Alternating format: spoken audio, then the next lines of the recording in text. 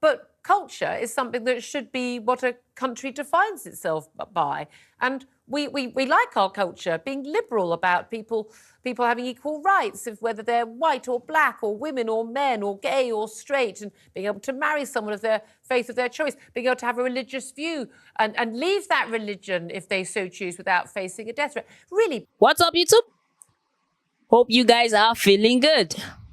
My name is Ellery, and today I'm back to the video and check out with you guys. I'm fed up with this. Douglas Murray obliterates UK hating politicians repeatedly. This is going to be a hot one. So guys, I advise you just sit back, put your earplugs on your speaker and relax, and let's see what Douglas Murray has to say. Now it goes, we talk less and react more. Let's check this out. The fact is that some diversity is good for a society, but there must be some point at which it no longer is. And I would say that the point at which it no longer is where you have communities of people who hold on to the prejudices that they brought from their country of origin and then start to push it into our own political system. Worst of all is when that happens in a threatening manner, as it does with sections of the Muslim communities in this country, where effectively MPs and the Speaker and the Prime Minister and everyone else are intimidated from identifying the problem. Douglas Murray has just exposed the British government and many of the politicians in the West and left the news host literally speechless. Douglas Murray did not hold back. For years, we've been told by politicians that multiculturalism is good. Diversity of itself, on its own, is a good thing. And a lot of people like me and you, rather more beautiful prose in your books, Douglas, have made the point that actually multiculturalism isn't necessarily a good thing. Multi-ethnicity, multiracial, absolutely fine, no issue there. But culture is something that should be what a country defines itself by.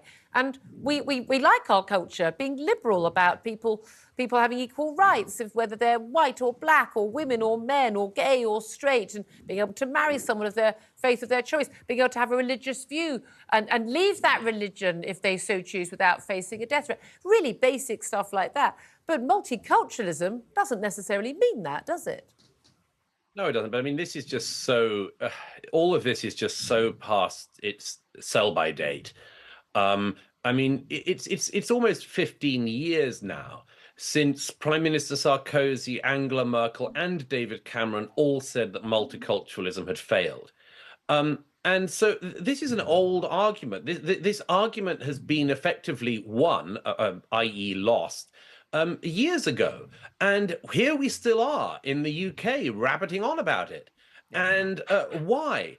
The fact is that some diversity is good for a society, but there must be some point at which it no longer is. And I would say that the point at which it no longer is where you have communities of people who hold on to the prejudices that they brought from their country of origin and then start to push it into our own political system.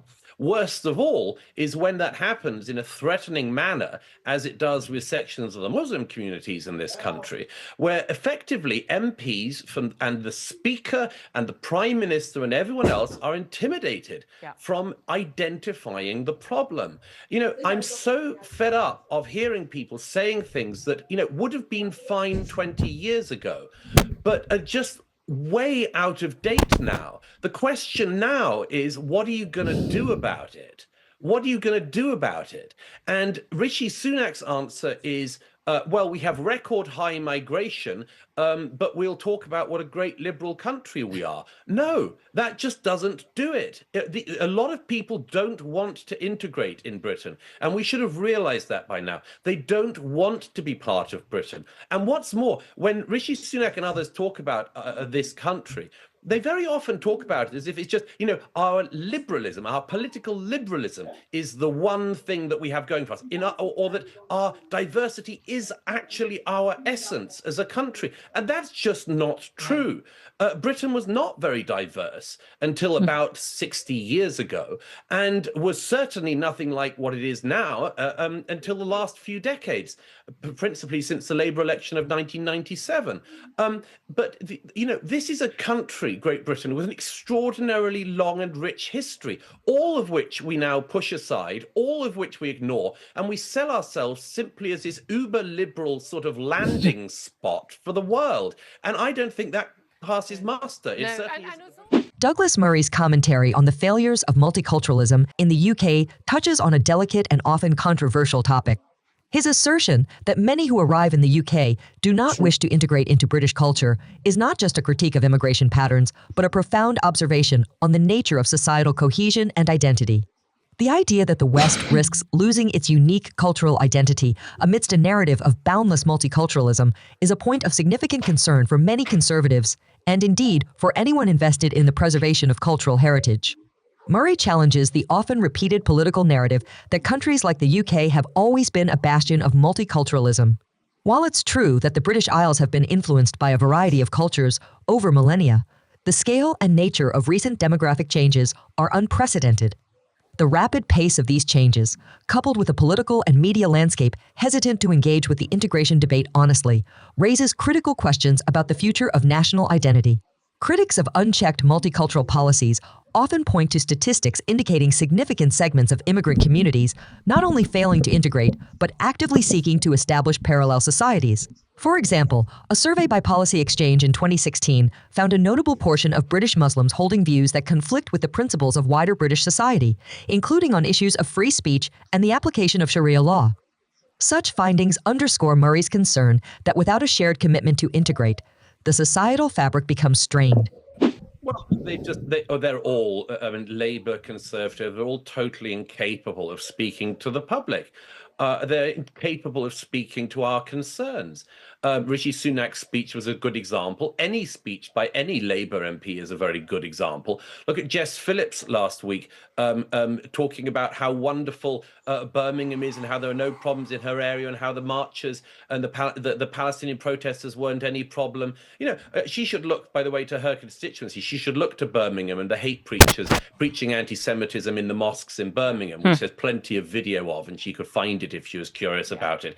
But because all of these parties have ducked all of these issues, of course they leave it open, and they also pander to it. As I say, there's a reason why the Labour Party selected and then deselected somebody who was pandering to anti-Semitism. Yeah. It was because he was pandering to a voter base in Rochdale that wants anti-Semites and wants to vote for them.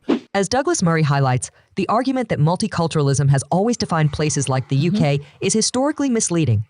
Historians like David Goodhart have noted that while Britain has had periods of significant immigration, these were often followed by efforts to integrate new arrivals into a cohesive national story. The concept of a society where multiple cultures coexist with little to no integration is a relatively new and untested experiment. Murray's concerns are echoed in broader debates about the sustainability of liberal democracies amidst rapid demographic and cultural changes. Political scientists like Francis Fukuyama have addressed the challenges that identity politics and declining social cohesion pose to the traditional liberal order, suggesting that a balance must be struck between diversity and integration to preserve democratic institutions. The question then becomes not whether multiculturalism itself is inherently good or bad, but whether the version of multiculturalism that eschews integration and mutual cultural exchange is sustainable in the long term. Murray, and others who share his views, argue for a reevaluation of immigration and integration policies to ensure that they promote not just the coexistence of cultures, but their harmonious integration into a cohesive society that respects the host country's cultural heritage. Okay.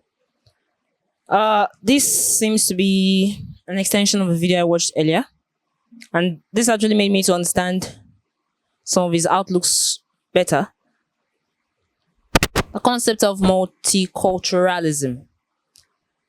The honest truth is, having different ethnicities and races in a particular community, even though they seem peaceful, there's never actually 100% peace, because at one time or the other, they may be wanting to uplift their values over the other, and that just won't cut it. Douglas Murray explained here that the British or Britain wasn't always like this. It wasn't always filled up with certain or diverse ethnicities. It was due to immigration. the influx of people from other countries that actually gave them this aspect. And the moderator went on to mention the name of a historian, David Goodhart. He said the motive or the notion that the British or Britain was always seen as a liberal multicultural society is wrong. Douglas is of the opinion that there is no way different ethnicities would come to Britain and actively wish to be part of Britain. They don't want to integrate into the culture of Britain, according to him. They are seeking to bring their own values, their own rules, their own beliefs into Britain. And he said Britain has a lot of foundational history, and this is constantly being forgotten because they are carried away in the values of the immigrants to the world, to Britain, actually. And he believes that there should be rules guiding this certain concept of immigration to make sure that the immigrants are kind of allowed to operate the way they want, but then there should be strict rules directing what they do and what they shouldn't do. I mean, this is seen everywhere. Most countries that have had immigration problems or citizen laws, when these immigrants come, at first it seems like a harmless holiday. They move on, move about, they have their festivities and all that. With time, if you don't concede or agree to their terms and conditions, to what they want to do at a particular time, you are seen as racist in your own land. And that is what Douglas Murray is trying to put forward to the entire British nation. He's also saying that the government isn't doing very well to combat this particular problem, according to him, this particular menace in society. And he is constantly prodding them to do more. Guys, I believe we learned a lot from this video. Please leave your comments in the comment section and leave a thumbs up at the end of this video. Thank you all for watching. Stay safe.